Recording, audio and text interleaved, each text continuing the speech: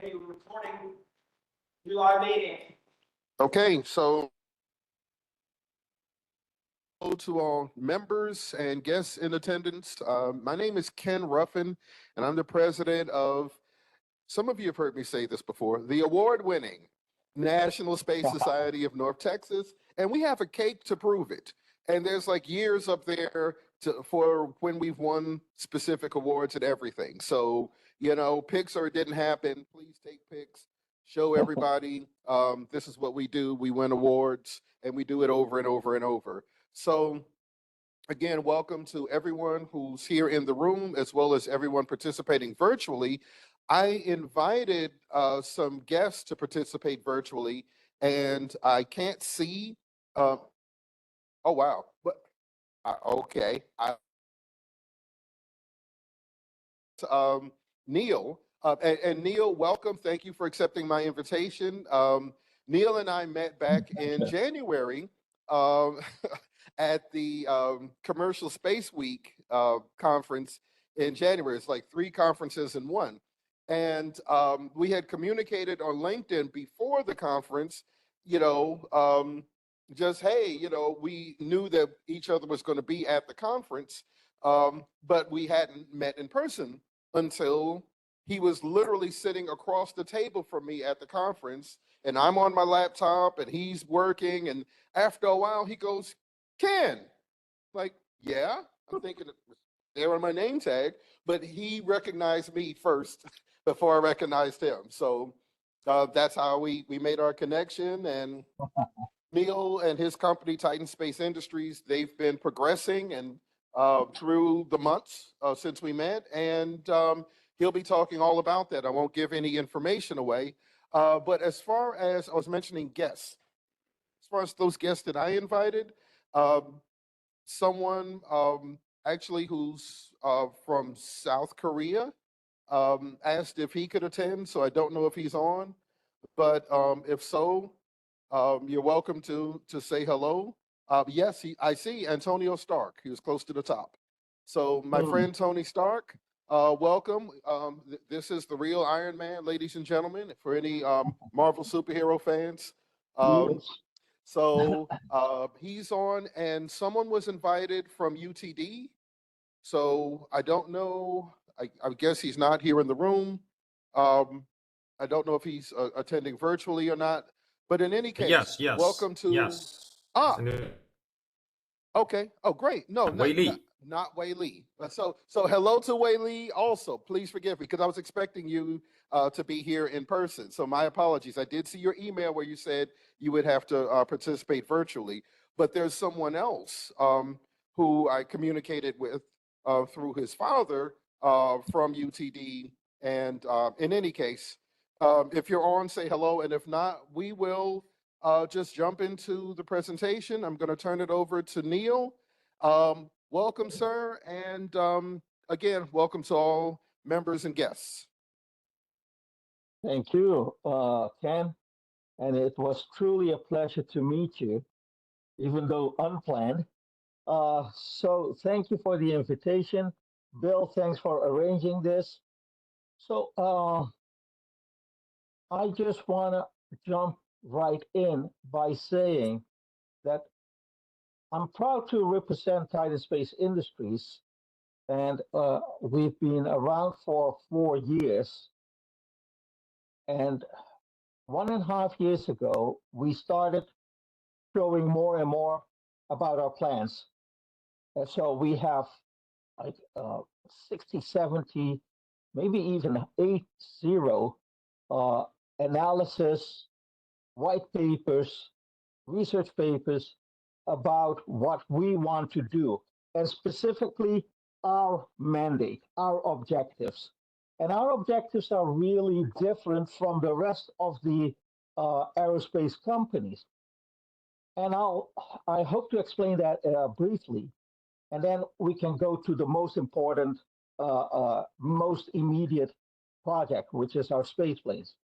So, talking about space planes, we pride ourselves in being a very different company that says, with logic, that when you want to create what we all been saying since 60, even 80 years, maybe even before, with Jules Verne and his stories. Uh, when you want to build something off Earth, Leo, at scale, let alone on the moon, and let's not even talk about Mars, then you have to build the infrastructure that is capable of delivering on your promises. And that's where I think we make a difference. So we don't only visualize and have a grand vision and a grand plan, but we have an actual roadmap for a large scale off-world presence, permanent presence, whether it is in Leo or all the way on the moon. So we have had a permanent presence, human presence in space, in orbit, since 20 plus years with the ISS. But that's beautiful, but small scale. That's 7, 8 people at the same time simultaneously being on orbit. But that's not big enough. And until today, that was good enough, right? But when we talk about commercialization of space and even building a city on the moon, you need to have actionable objectives. So when NASA or whoever is talking about a city on the moon, that's beautiful. It was Conrad Hilton who talked with Werner von Braun about building a resort on the moon, right? So it's not new. But how then? So we specialize in this. We say we know how to build a large city on the moon. And guess what? It's not going to be built only by robots. Yes, including robots, but you need humans on the surface of the moon. And those people need to be trained. So when are you going to be training them, and who will that be? So I think a lot of people know by now that we have started a selection process of two kinds of new types of astronauts. We call them research and development astronauts and expedition and development astronauts. They will be doing everything that we need from A to Z, from Earth to lunar surface, lunar colony. So that is, in short, our pitch. That's our story. That's our objective. Now, how do you build this infrastructure then? And that's where we start with what we call a multi-vehicle cislunar infrastructure. So we have said, let's make it efficient, reusable, and rapid reusable, but also frequent. So what we're going to show you now today is a huge, let's say, a paradigm shift in our thinking, in our approach, where we don't only put 2 people or 4 people per year to the moon, but 3, 4, 5,000 people per year on the lunar surface. Now, how crazy is that if we can make that happen? And we're saying we can make that happen. Titan Space Industries is specifically focused on this objective. 3,000 to 5,000 people per year on the lunar surface in less than 8 to 10 years from now. So what we're doing now is building, developing the infrastructure to make that happen. And it starts with what we call the Titans Spaceplanes. The Titans Spaceplanes are basically the answer to the question of how to make space travel affordable, but also more frequent, and also for more people. So the Titan spaceplane is based on a concept by the geniuses from Rockwell International and several other spaceplane technologies. And basically, the Star Raker concept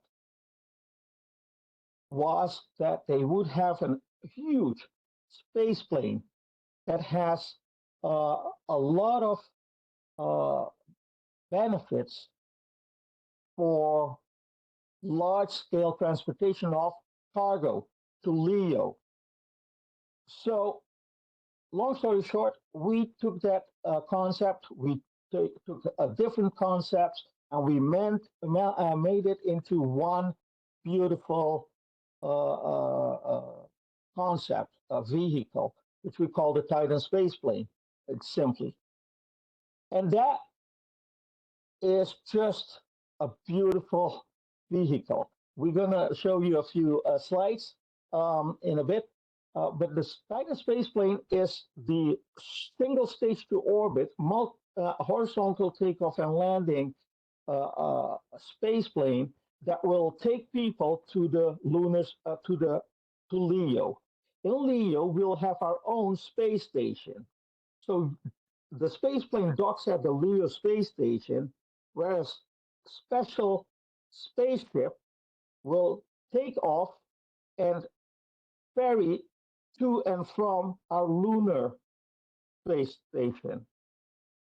At that lunar space station, there will be lunar landers that will take you then to the lunar surface. So it's as simple as it sounds. Spaceplane, LEO space station, spaceship to the lunar space station, and then ferrying to and from the lunar surface. So basically, that's the concept for a large-scale cislunar infrastructure. Now, the most important part, of course, is the spaceplane, because as of today, and forever until they keep on building vertically launched rockets, the spaceplane, our spaceplane, will be the only vehicle that can take a lot of people to the lunar, to LEO. And that's the most important part, because as of now, we only have the ability to strap people on rockets and then take off to LEO.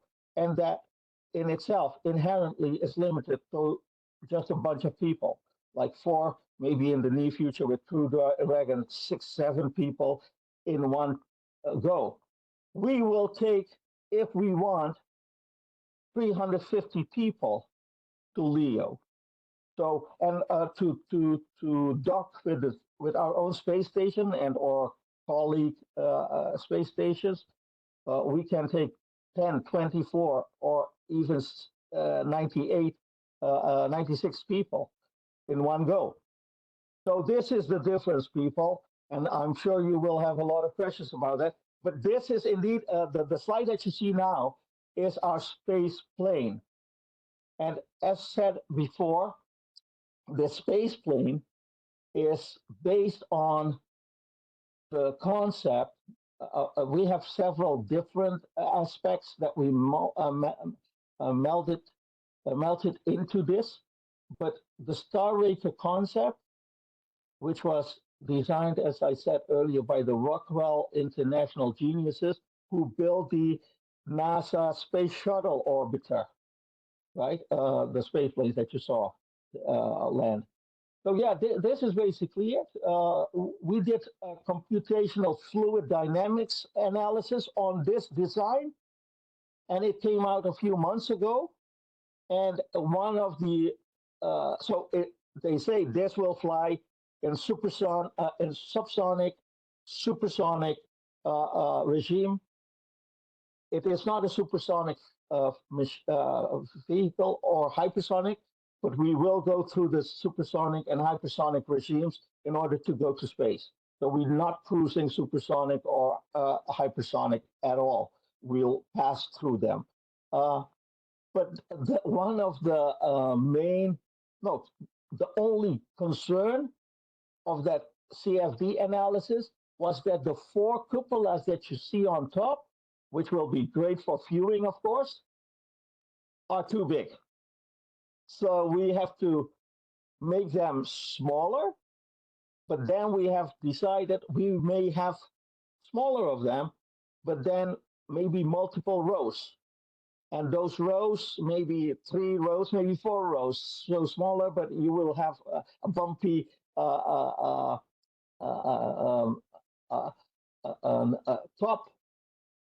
that looks like it has a lot of bumps.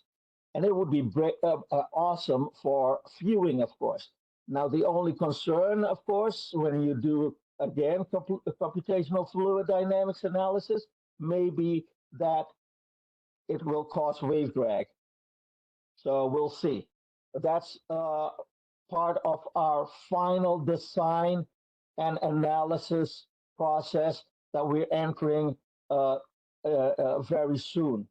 So I am sure that there are a lot of questions now. By the way, when you go to our website, you'll see, when you go to spacecraft, you'll see all of these individual vehicles. For example, the lunar lander, we call them the lunar transporter, is inspired by the Eagle transporter from Space 1999. Okay, I think that's enough talking, and maybe there are some questions. Bill, or you want me to keep talking? Okay, does anybody in the room here have questions? Yes.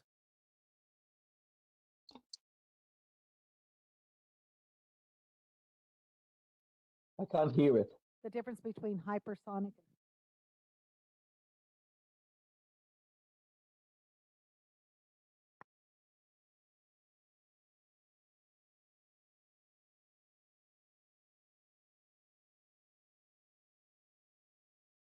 So I can't hear that Okay, question. she was asking, can you hear me? Yes, sure. Okay. Asking about you said something about hypersonic speeds. So I think she was asking about how you were going to get from going in the Earth's atmosphere up into space. Yeah, good question. So we explained that in the, you have a slide there. I think these people may not see it, but where's the slide? So, okay, just a moment. Right. Yeah, when you go back to the presentation. So, Neal, this is Ken Ruffin. I think she was just asking for the definition of hypersonic, and I'll handle that if you don't mind. Yeah, go ahead.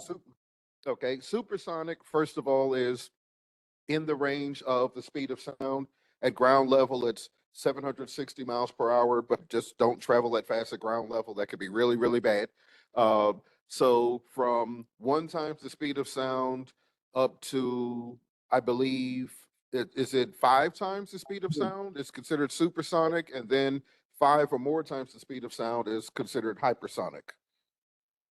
Yeah, it's by the way, it's defined by one of the experts that anything above Mach 3 is going towards hypersonic.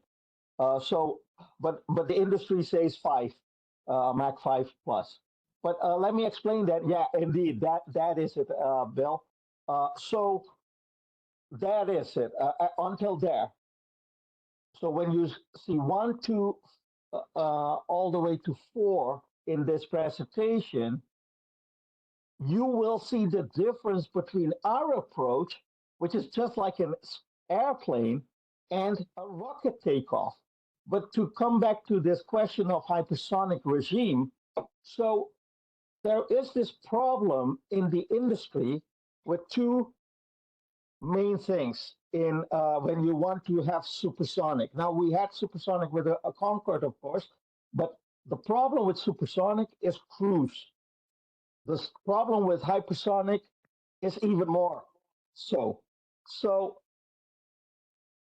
there are companies now in supersonic vehicles like Boom who says, "Hey, we want to build a supersonic plane. We wish them great luck, and I would love to fly on it."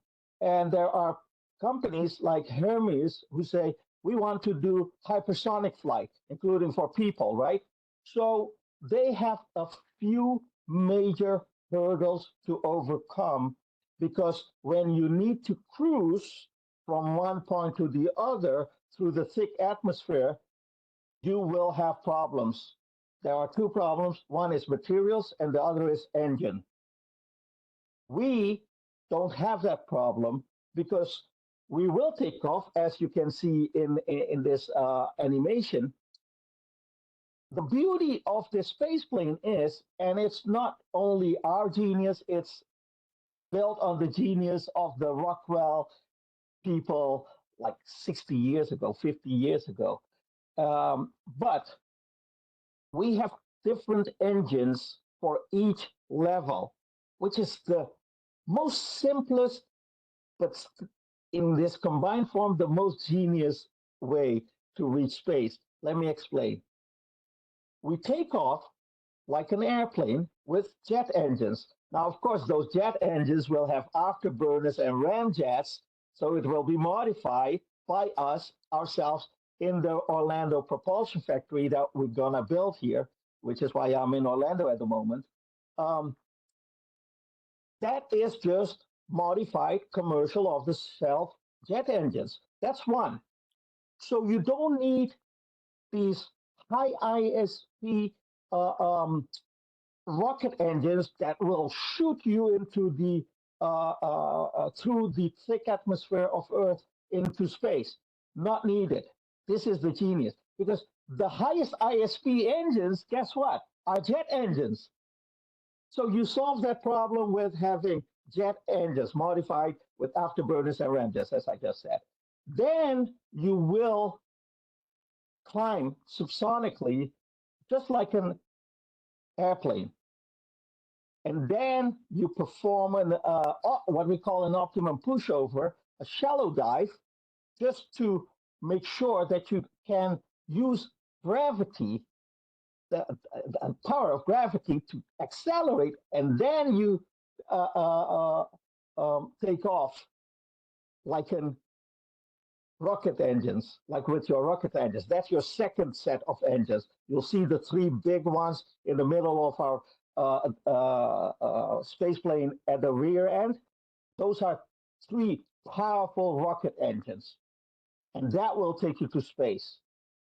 And then when you are in space, you'll use what we have, the four smaller OMS, orbital maneuvering system engines. And that will allow you to maneuver in space to, for example, go towards your space station and or some other spacecraft that you want to grab for maintenance and or replacement. So that's the genius of it. It's so simple. It's not our design, not our concept, but it was logical. However, the world went with rocket vertical launch rockets. So you will go through the subsonic, and supersonic, and hypersonic regimes, but in this way, like going towards space, because we don't cruise. We don't have to go from one point to the other, which is the problem for supersonic and hypersonic travel, of course. You have to take off and then land somewhere, right? So with us, when you would want, which we will do, for example, for the military, if and when we get going with them, we can have a lot of people, let's say Marines, they come into our plane and we take them through a suborbital arc from one point to the other. So you take off from, let's say, our South Californian spaceport, and you'll then go to with a a ballistic arc over space and then land towards where you want, whether it is in Dubai or whether it is in Australia. 45 to 60 minutes for one flight. So the military said they want to do this with a SpaceX Starship. Never gonna happen because it's a ballistic missile, right? So there's no control. Anyway, I hope that answers that question. I went too long. Anything else, Bill? Anyone else? So I have a question. A question of the size. If you're going to Yes, have that sir. many people, I'm assuming, and probably as large as a 777 or some other kind of large aircraft. Yeah, indeed. Okay. The other thing is related to that. The weak part of the space shuttle was the keeping the surface temperature down during reentry, the tiles. Are you Yeah. going to have a complex tile system that requires a huge amount of maintenance every time it lands, or how are you going to handle the reentry heating on the surface? Yeah, good point. So, to be honest, by the way, I recommend you all to check out the Star Raker reports because the Star Raker report handled this issue. But now we are 45, 50 years ahead. So while we cannot share our custom solution, you will find a direction in that report. But long story short, to answer your question, the TPS, the thermal protection system of our spaceplane, will not be complex. There are several technologies now that we can utilize. You know, we are 45 years ahead now of the space shuttle. Rest assured, that's already been, let's say, handled by experts who specialize in this. So we have several materials that we can pursue. There are some really great experts who have developed themselves. NASA has Tough Rock, for example, which is an even more modern version of TPS tiles. When you go Google Tough Rock, TUFROC, that is from NASA.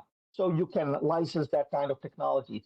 But we will wait and learn for the next 2 years to finalize the TPS system. That's one of our benefits of waiting and seeing what the technologies and the engineering and the even materials are being developed day in, day out. For the next 2 years, we will wait and then finalize and decide on the best at that time technology and solutions and materials. Bill, does that answer your question? I can't hear you.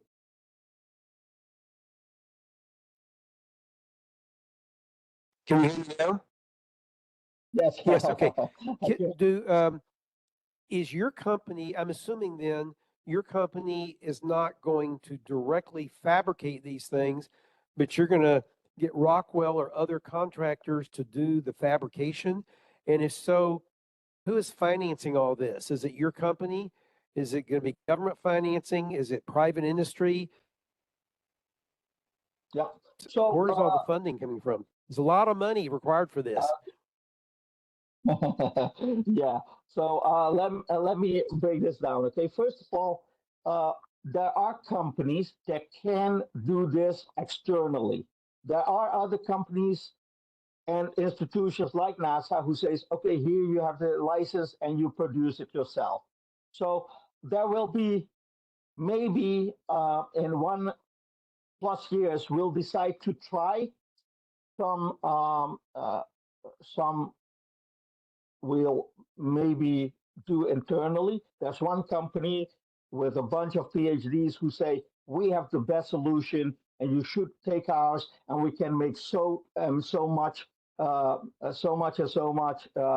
tiles per day. We'll see.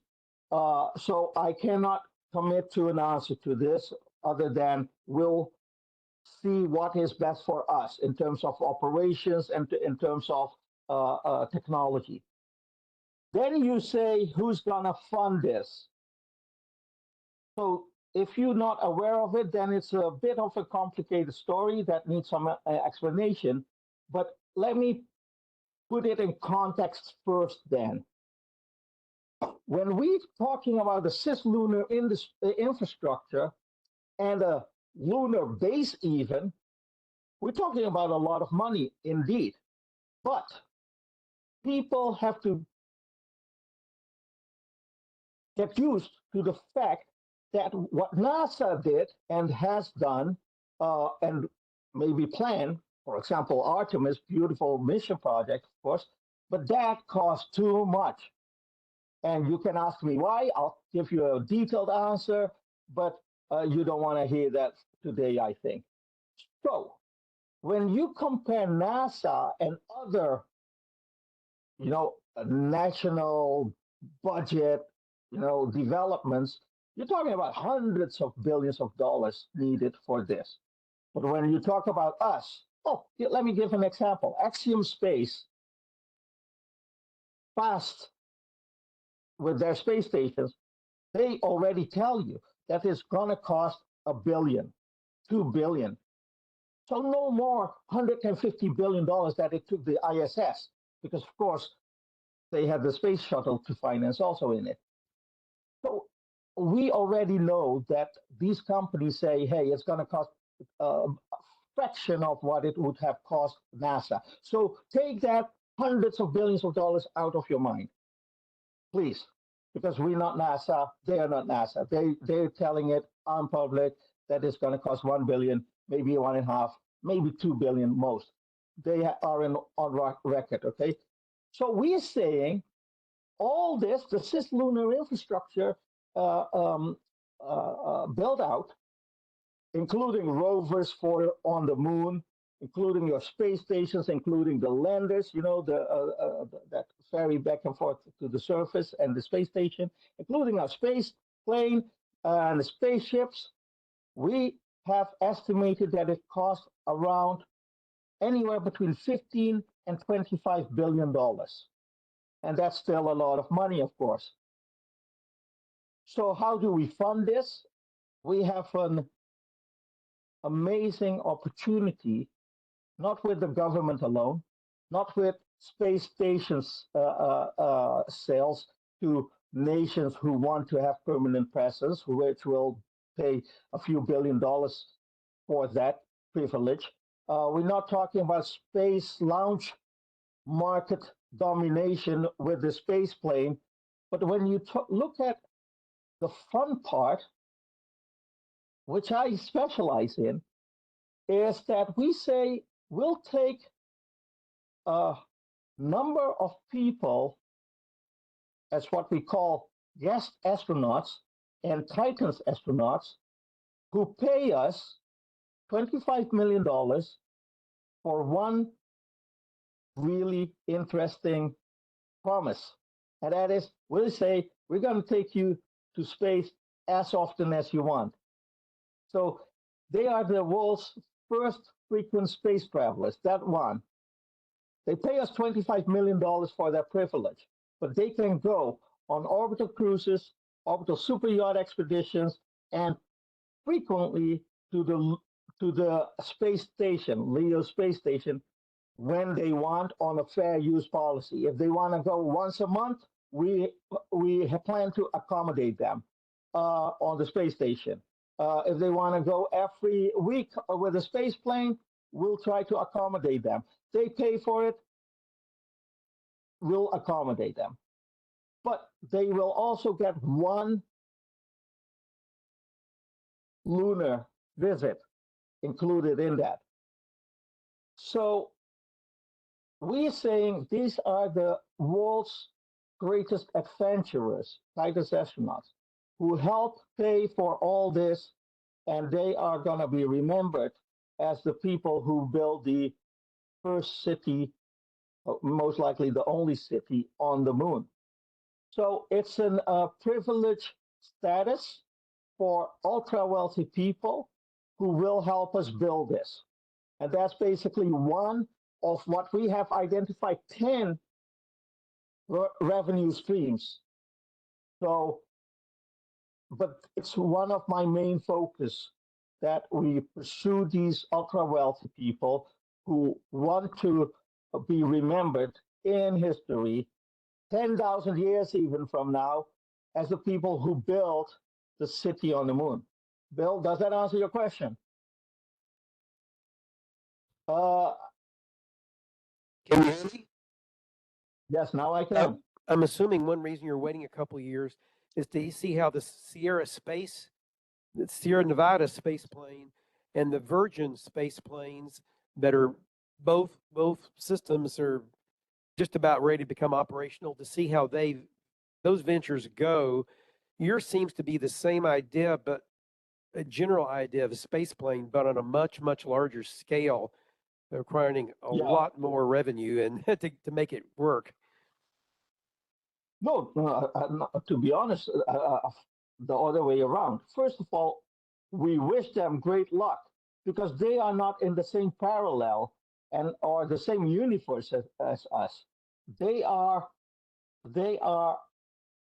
for example, Sierra Space Dream Chaser is a mini NASA space shuttle system. They have to they have to take off vertically, and they have a limited capacity to bring, like the space shuttle orbiter on a runway. Limited capacity. We don't see them as competition. It's because they will be NASA supplies, right, or transporters. We don't. We are not focused on NASA. NASA can be a customer of ours, and we would love to work with them. But with or without NASA, we're going to build this. Now, when you say about we need more revenue, that's not the case. The fact is that because we don't have the cost of paying SpaceX or ULA or any other of those vertical launch rocket companies, because we have our own space plane, which is the most expensive part of transportation, as you know, and the most limiting, because that's why a lot of these missions are 3 months or 6 months, because you have to get the most out of it, right? But the transportation has been historically the most expensive part of the mission. We don't have that cost anymore. It will cost us the cost of depreciation, amortization, replacement cost, and fuel and operations cost, which is not astronomically high. So because of the scale, we can make more profit per flight than anyone in the industry. So it's not because it's such a huge vehicle that it costs us more in order and takes longer to make a profit. That's not the case.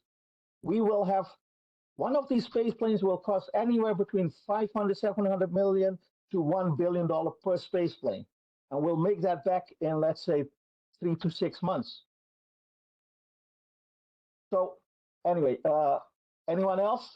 Bill? I can't hear you. Hold on. So Neal. Hold on. We have a question here in the room.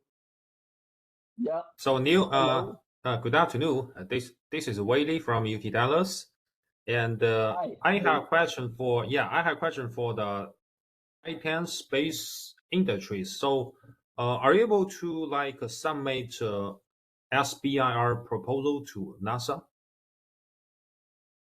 Yeah, so we would love to work with NASA, but we have not pursued them anymore because of the change in the administration. And we'll see. So, to be honest, Whaley, you'll get to know me as I am saying one thing. We never kiss frogs. We let the princes and princesses come to us, right? And NASA has been uh, a bit of a distant frog for us. And we'll see. If NASA wants to work with us, we'll do it.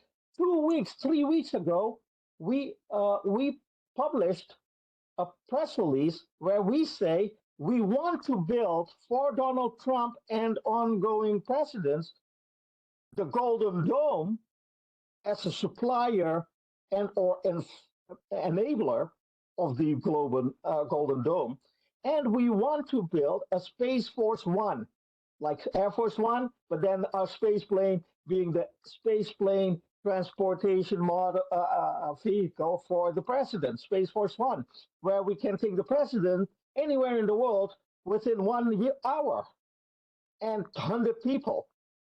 So we would be the Space Force version of the Air Force One. But we don't know. We will start reaching out in the near future to these official institutions, but with or without them, we are going to proceed with this. The only important institution that we want to work with right now is the FAA. So we just hired an very talented, experienced Okay. person as our chief operating officer, and he'll be involved with this kind of discussions. Whaley. All right. Yeah. Thank you for answer. Yeah. Thank you, Neil. Okay. Oh, by the way, and Thank you, Bill Whaley. and Yeah. Ken, and I suppose join the meeting person, but in this afternoon I need to join the the summer camp with my with the elementary school near my home, and because I find that the driving from my home to the restaurant is near 1 hour, so time to drive there. So I apologize, but I enjoy this meeting. I will keep tracking this meeting, Bill. But thank you, Neil. Thank you for answer. Thank you, Whaley. You're welcome. Mr. Lachman, do you hear me? Yes, sir. Yes, sir, I can. Okay, I had a question. I hear that the company was founded in 2021, and recently I hear that the company is going to set for March 2029 the inaugural astronaut, the airload flight. My question is, have you ever run tests with prototypes in a wind tunnel, or maybe run tests with the engine for that space plane? Is your answer is yes? Why it's not publishes the pictures or videos about those tests for the maybe it can work for the No, good question. potential investments? Yeah, good question. So a few things. We are going to go the same route as Boom did.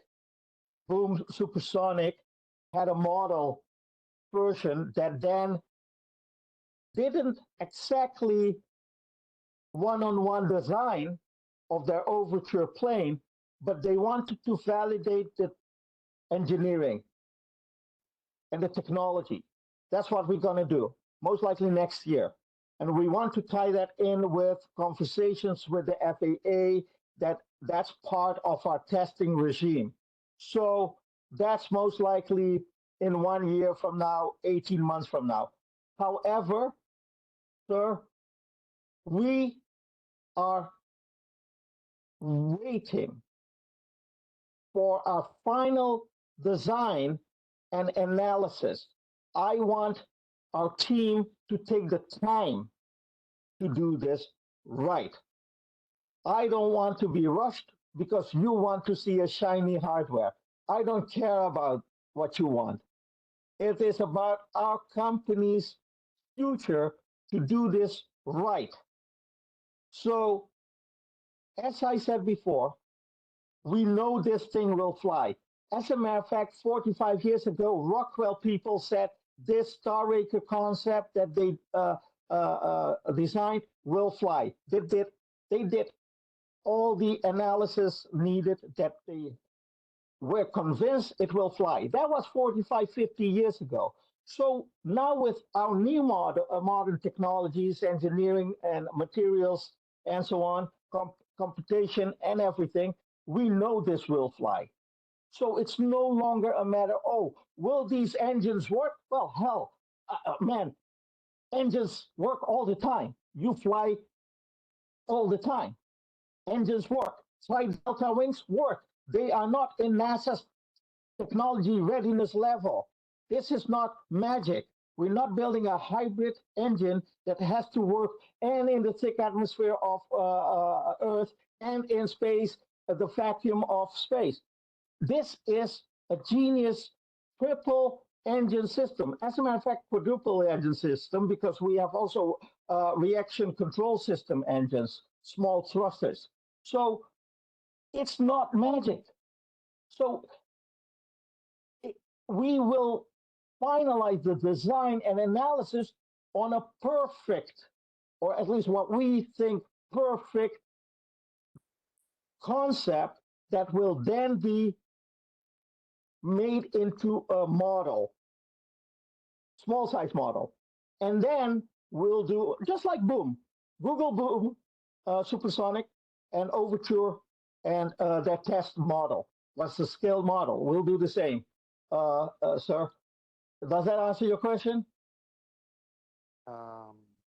Yes, I had one more thing. I checked in the website dedicated to Bill MacArthur, the former astronaut, is part of the team. I saw the videos, but I don't see that he speak about the about the Titan program. So you want to say Bill MacArthur is not part of our team? No, I say that. I was checking. No, why do you mention Bill MacArthur? Bill MacArthur is a friend of mine. I talk with him every day almost. He's in New York at the moment with his family. Okay. What do you want to imply? What do you want to imply, man? Bill MacArthur has talked with at least 90% of our astronaut candidates. Some of them are on this call. Okay? Okay. So what do you imply? Why? Why do you dare to imply that kind of stupid question, man? Bill MacArthur is the former. Yes. Yeah, no, you imply that our website has lies. So, right? That's a stupid question. Neal, Okay. Neal, I Yeah. know I've known Francisco for years. He did not mean to be, did not mean to offend at all. He was just Okay. asking a Well, question. thank you, He was not implying that there were lies. He was just asking for the gentleman's perspective, if there was any information about it. That's all. It's available. If he knows how to go on the internet, he could have seen it himself, where Bill MacArthur has even announced on LinkedIn that he is our chief astronaut, right? So thank you, Francisco. My apologies that I react this sharp, but a lot of people have spreading a lot of lies, about us, including that Bill MacArthur is dead, for example. It's crazy. So anyway, my apologies, Francisco. Let's move on. Next question, please. Okay. All right. Did you have a question? You didn't. Okay. Carlos, who's online, Carlos I apologize that I didn't mention him. He and I had a virtual meeting a couple of weeks ago, and we had a conversation a couple of days ago. And he's starting a business in the space industry as well, and he put a question in the chat. So I don't know if Neal, I don't know if you can see it or if Bill can see it, but between you two guys. He said he wasn't able to unmute to ask the question. Man, I never. Oh yeah, chat. Okay. I clicked on chat. Let me see. What is the? Oh, he's reading it. What is the selection process for astronauts, and do they have pledged anything towards the program's funding? So none of our ASCANs pay us anything. Their training will be around $100,000 to $150,000 per person. We'll take them on beautiful training expeditions, including scuba diving and skydiving and zero-G flights, etc. And they will never be asked for any money prior, during, or after their funding, ever. Their whole training is sponsored by us. So I hope that makes everything clear. And do they collect anything? No. So so the selection process for astronauts. Well, to be honest, we have a girl from Palestine who joined us recently. She had been waiting 2 months for the interview, but that girl is 17. So should we exclude her from applying? No. As a matter of fact, we encouraged her when we found out what's her passion. So the selection process, we have a selection committee consisting of, I think, 10, 11 people. I am not part of it. I am part of the group, but I have no voting power there. But the selection committee is quite simple. We have the mandate to build a workforce that can have several outcomes. We even developed 2 new astronaut roles to make sure that the future of astronaut workforce is trained. We call them the R&D astronauts and the expedition and development astronauts. So if you are a construction worker, for example, we have a lady who is a badass construction worker here on Earth, right? What is her value as an astronaut at NASA? 0, because they don't need her. We need her. And she's a construction worker. She is not a PhD person, but we love her. Her name is Stephanie Poley, and she is badass, and she built stadiums and everything. And she will help us build that city on the moon with her own hands, of course, with gloves on. But we need that kind of people. So we're not the average space company that is saying, oh, we need only PhDs or NASA astronaut kind of candidate. No, on the contrary, we need real people with real life experience and or that we train them for any missions that that person and we think they are capable of. So the selection process is kind of, are you capable? Are you passionate? And are you willing? Because not everyone wants to build something on the moon, right? Not everyone wants to be a career astronaut. But the most important thing is that we say that we have a training. It starts early next year in person and more intense for 2+ years. Okay, so Neal, thank you so much. I'm looking at the time. So yes, if we could give a round of applause. Can you see me? Yes, thank you for your time. So if anyone else has other questions, just email the questions to me. I'll forward those questions to Neal. We started late, so technical difficulties do happen. We're all aware of that. So we started late, so we're a little behind schedule. And Bill, yeah, you can stop the recording.